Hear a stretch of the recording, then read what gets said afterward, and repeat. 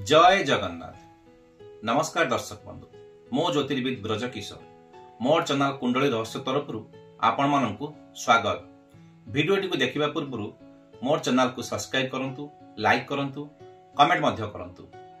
नुआ नुआ वीडियो रा नोटिफिकेशन पाइबा पई बेल आइकन को ऑल करंतु। आज हम एक रोगर निराकरण किछि ज्योतिषीय तथ्य एवं किछि वृक्ष चेर द्वारा करिबा। आसंतु आमे प्रथमे ज्योतिषीय तथ्य द्वारा रोग को चिन्हट करिबा। तेबे आपणक जन्म पत्रिका को आपण खोलंतु, देखंतु आपण जन्म पत्रिका रे लग्न जे कि हमर मस्तिष्क को बा मुंड को रिप्रेजेंट करे।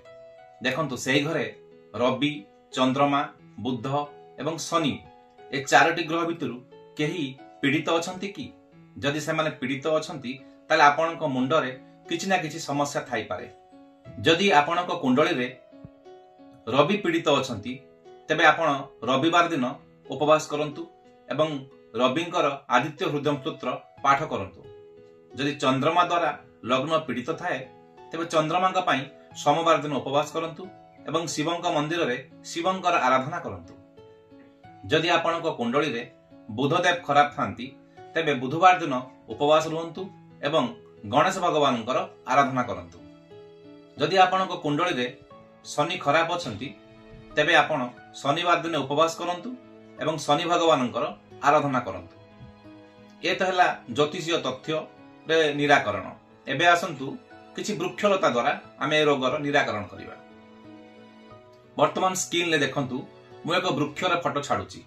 एई वृक्ष को आपण माने भलो भाबे जानिथिबे। ए गछटिर नाम होची अरख गछ। एई गछर फूल शिव भगवानकर बहु प्रिय फूल। तेबे एई गछरु एक डाल संग्रह करंतु। जोदिन आपणकर मुंड बिंधुथिबो, जो साइड भी बिंधुथिबो सेई साइड रे एक निडिल ले छोट की फोटोटे करंतु, जद्वारा कि किछि रक्त बोहि जिवो। आउ पूर्वरु संग्रहित होइतबा ई वृक्षर डाल को टिके भांगी तार जो क्षीर बाहरिबो से क्षीर को आपण सेइठार लगांतु।